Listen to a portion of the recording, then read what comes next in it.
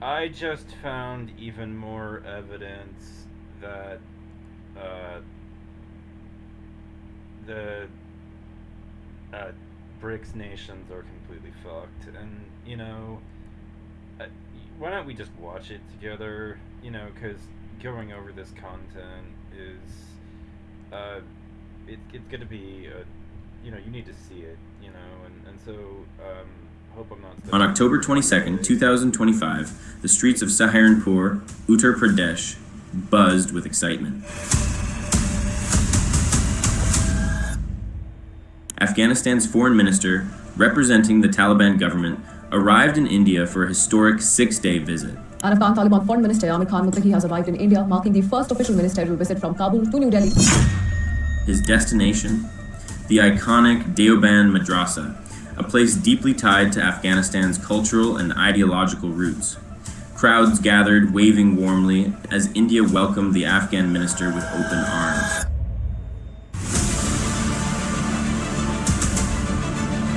Diplomatic visit, it was a powerful moment symbolizing the deep bond between India and Afghanistan. When Indian officials visit Kabul, they receive the same warm hospitality. Well, this is the first time we've seen Indian diplomats traveling to Kabul.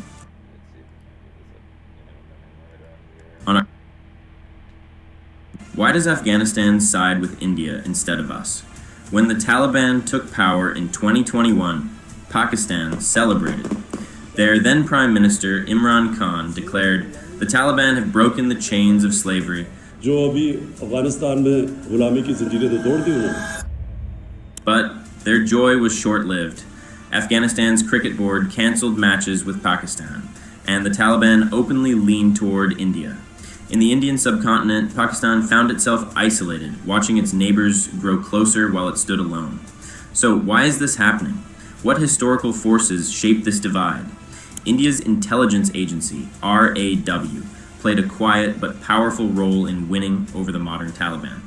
Meanwhile, Pakistan's actions over decades pushed Afghanistan away. In this video, we'll dive into the history to uncover why the Taliban loves India and why they hate Pakistan, from ideological battles to cultural ties. In this video, we'll dive into these questions. Before starting the video, a humble request for you guys. It's very hurtful to see that 93% of our audience didn't subscribe. I would also encourage you to go sub the Echo, because this stuff is really informative. To our channel. If you're enjoying our content, please like and subscribe to our channel so YouTube recommends this video to more people. Why does the Taliban love India? To understand this, we need to travel back in time and explore the deep historical, cultural, and ideological connections between India and Afghanistan. Let's start with the Deobandi connection.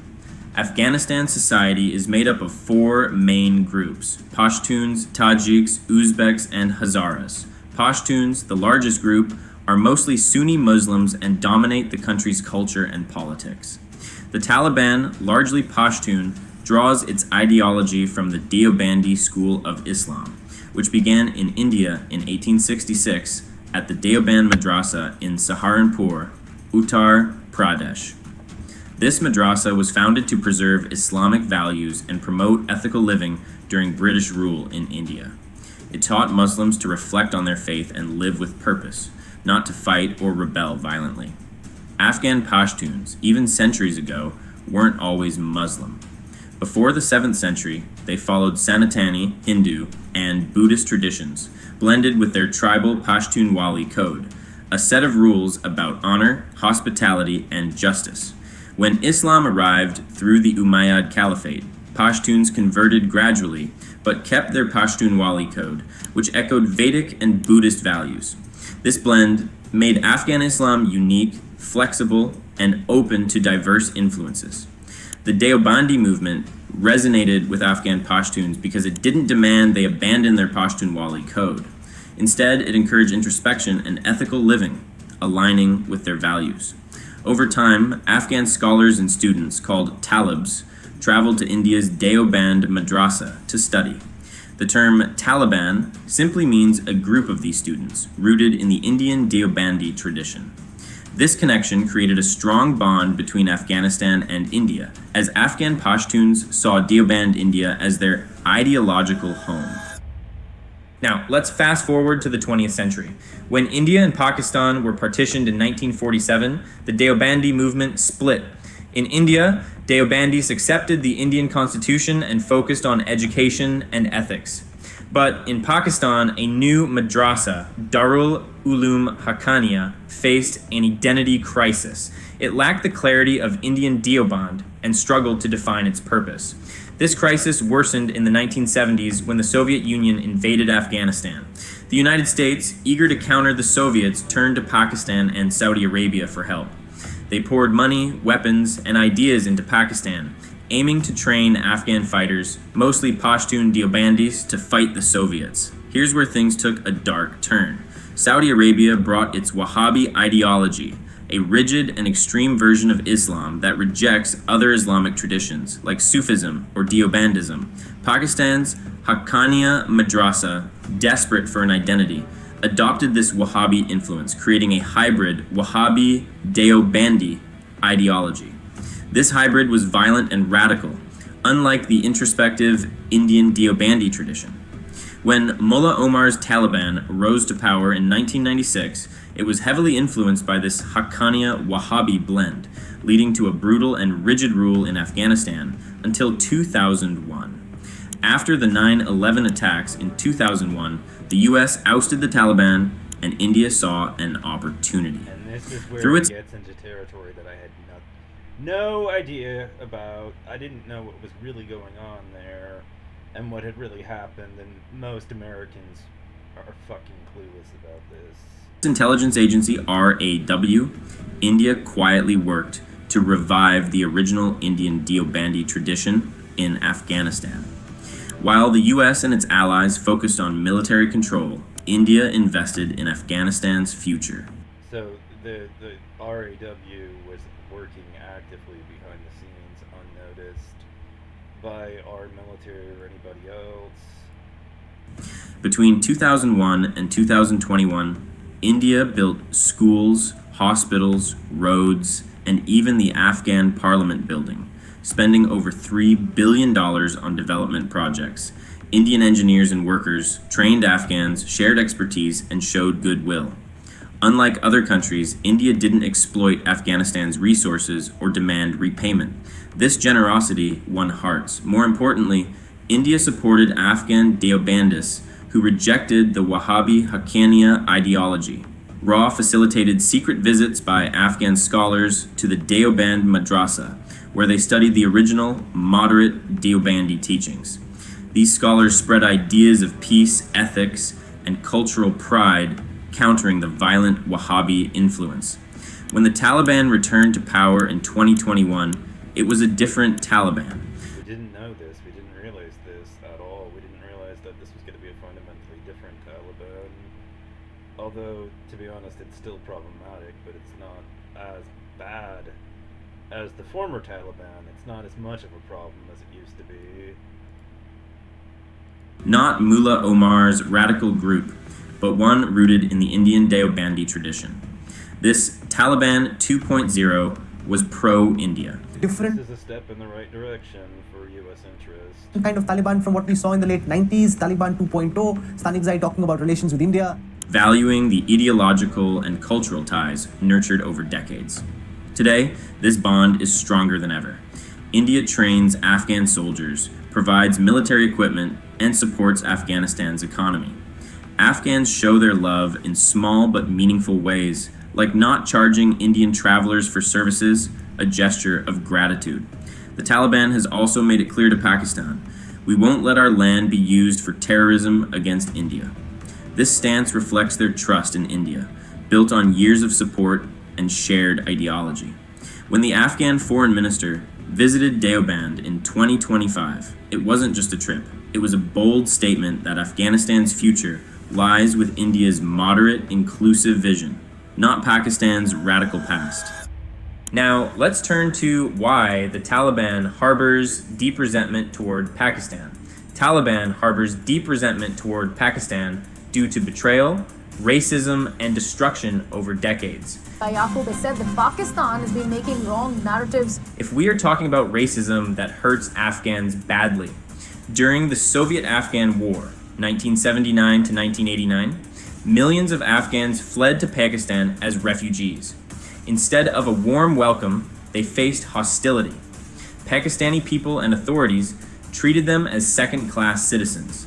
Afghans, especially Pashtuns, were mocked and forced into poor camps. Even today, they face harassment and forced deportations.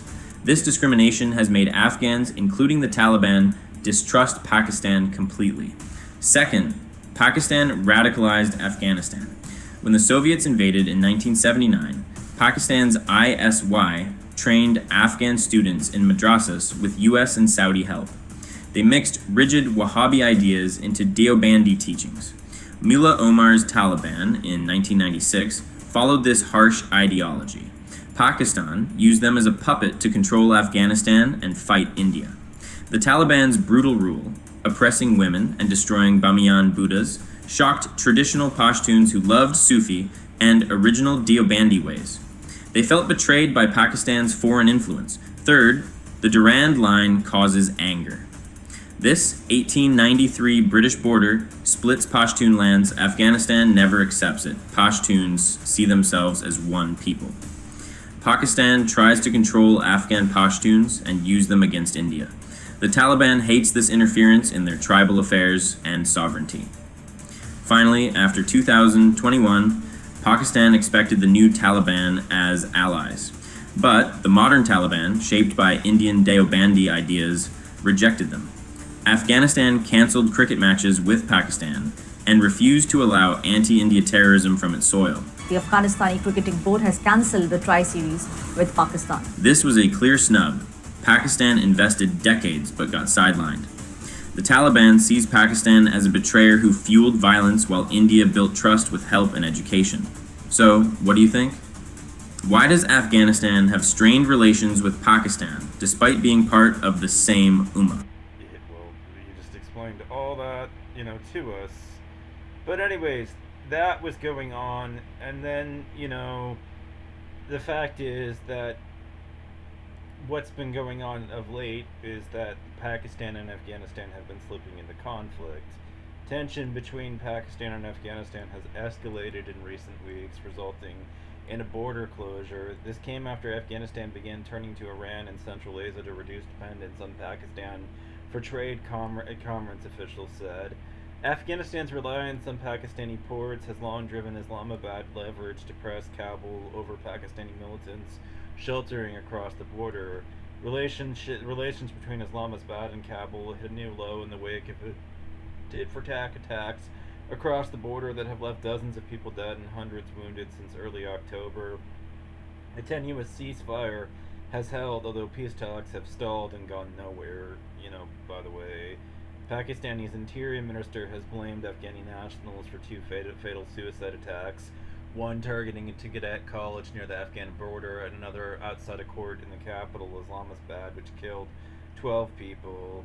In both the suicide bombings, Afghan citizens were involved and they carried out the attacks. The federal minister for the Interior of Pakistan said, the Interior of Pakistan Mohsin Naqvi said. The blast came after talks between Pakistan and Afghanistan in Istanbul ended without an agreement. The talks were aimed at easing border tensions and upholding a fragile ceasefire. Pakistan has said the ceasefire will remain in place but has no plans for any future meetings. When did this begin? Violence erupted on October 9th after explosions rocked the Afghan capital, Kabul, and other southeastern provinces of Paktika. Afghanistan's Taliban government blamed Pakistan for airstrikes and targeting militants. Afghanistan's Taliban forces then attacked the Pakistani border post in what it called retaliation. Since then, there have been numerous shellings and shooting instances which have led to dozens of deaths on both sides of the border, and although the two sides have differed widely on the casualty figures, Pakistani military spokesperson Lieutenant General Amit Sharif said that 200 Afghani soldiers and more than 100 militants were killed when Pakistani forces targeted militant hideouts and army positions in Afghanistan after coming under attack. Afghan government spokesperson Zalud rejected the claim, saying only 9 Afghani soldiers had been killed and 22 wounded, but he said up to 45 civilians had been killed and 102. So what's behind this recent surge in violence? Pakistan accuses Afghanistan of allowing the Pakistani Taliban, known as Tehreek-e Taliban Pakistan, or TTP, to be based on its soil and to carry out bombings and gun attacks within Pakistan. Kabul rejects the allegations and said it doesn't allow anybody to use Afghani soil for attacks on any country, including Pakistan. Taliban has seen an increase in militant attacks on its security forces and civilians in recent months, most of them claimed by the TTP. In response, Pakistan's military said it has targeted TTP hideouts inside Afghanistan. Last month, Pakistani Defense Minister Khalija Mohammad Asif said his country wants Afghanistan to hand over the TTP members and leaders based on Afghan territory or take steps to stop them from carrying out attacks inside Pakistan. If it does not happen, there could be open war with Afghanistan, he warned.